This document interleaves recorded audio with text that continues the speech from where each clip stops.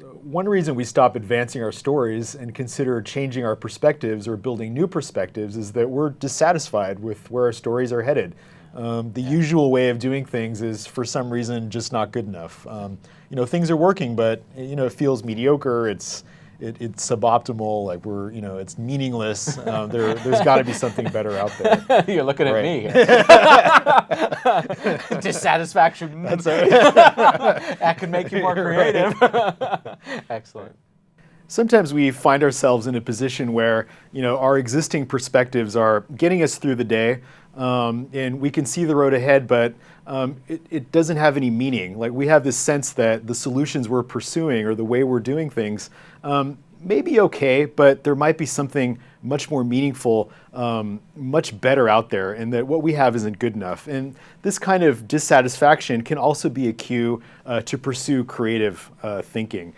So there's a really great story that illustrates this. There were two friends, Adam Ballin and John Wright, and a third friend that joined them later, Richard Reed, who appeared to have been pretty well set after leaving Cambridge University. Two of them became management consultants. One moved into advertising. They all made really good money. They lived perfectly comfortable lives in London. But the three of them had this shared nagging feeling that there was just something more to life than what they were experiencing.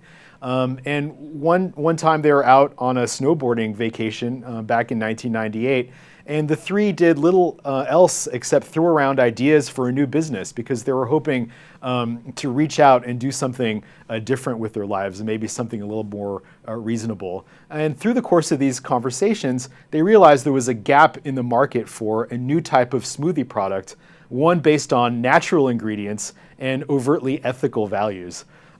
After spending 6 months blending different combinations of fruit at home, the trio set up a stall at a music festival to actually test out the concept.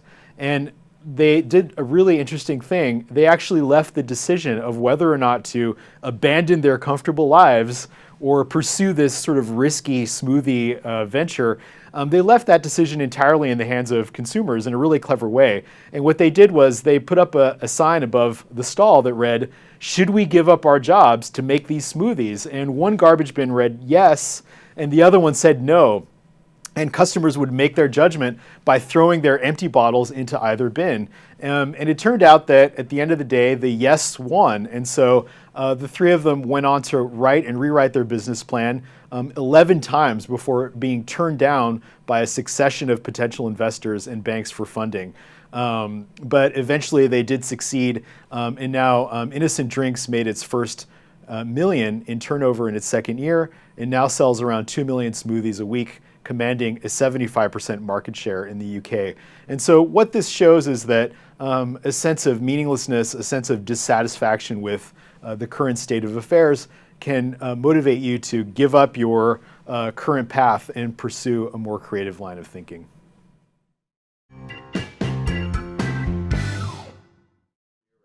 Right, so sometimes we can find ourselves in a position where things are good enough, but there's a sense that it's just not meaning much. It's not, things could be better. Things aren't really very good. Yeah. So that, I think begs a number of questions. One is, why does dissatisfaction happen initially in the first place? Yeah, I think it's because as we form habits and we have done things like this before, not only do we have a perspective on how this story is going to start, but we have a pretty good idea of where the story's going to end. Right. Right? And so that leads us to anticipate that ending and go, that's not really where we want to be. Right. Yeah. And so that in turn can lead us to go, why even go down that path? Why even tell that story? Because it's going to be an effort. I mean, telling the story, right, is effort, it's work. Right, and that's interesting that, again, we get this perspective that creativity can originate in something that isn't necessarily positive, right? With an impasse or a sense of meaninglessness, I can see the road ahead and I don't like where I'm going. That leads us to creativity. That's actually, it's an interesting point of view. So then, we're in this position of trying to reevaluate what we're doing and potentially changing course. Why does dissatisfaction prompt change as opposed to just I just keep moving forward and miserable and cynical, Right. as Or giving some up. of us do. Right? Or, Right, yeah. or giving up, right? I think Right. those are the two things, right? It's meaningless, but it gets my paycheck, whatever. So we Right. rationalize the meaninglessness Yeah. because we, find some other reason to do it that's good enough to keep going, Right. So I think there are lots of reasons why we don't take this cue. So it gets us on the other track? So, like, yeah. how do I make something out of this? And Yeah. I think there are two main reasons. So one is values. Yeah. I care about this. This matters to me. It's important. I don't want to just do something good enough, Yeah. right? And because that violates some sense of who I think I am or what I think matters in the world. I think that's part of it. Yeah. I think the other, though, is an element of sort of achievement, right? Which Mm. is, well, everyone else is doing that, so what's the point of doing that too, right? It'll, Yeah. if I go in that other direction, if I find something, no one else will find it, right? So Yeah. there's an element of So again, of that as I well. think what's interesting too is that this points to a fork in the road. Some people will respond, Yeah.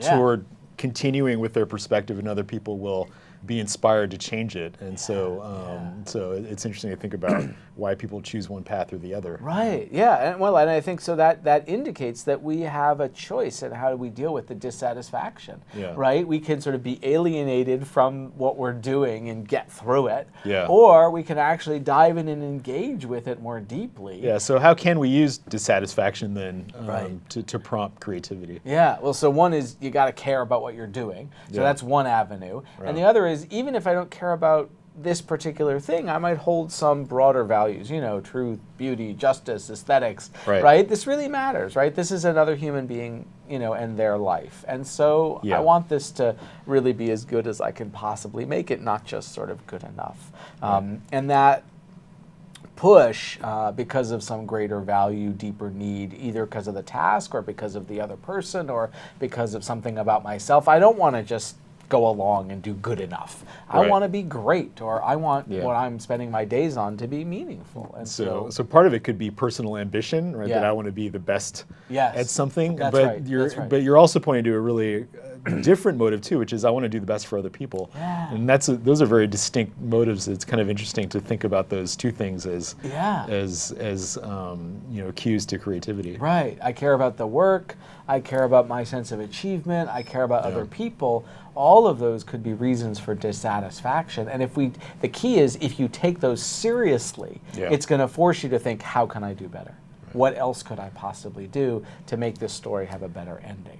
Right. So wherever the source of the meaning is that drives you, I think that's what we need here with dissatisfaction. And what was interesting is when we interviewed creators about what promoted creativity for them, we were floored. Dissatisfaction was the cue that seemed to pop up with the most from the most eminent creators we interviewed. Right. So I don't know if that's accidental. We haven't done the full research study on that. Yeah. But I don't know. Maybe there's something about having a pretty high bar for yourself that pushes you and drives you to keep looking for another way. And I think with impasses too, there's also a bit of optimism mixed in there, right? Yeah. That not only are things not good enough, but I can make them better. And I think maybe Right. those are the two things that go together. That fuse dissatisfaction and impasse. I think you're right.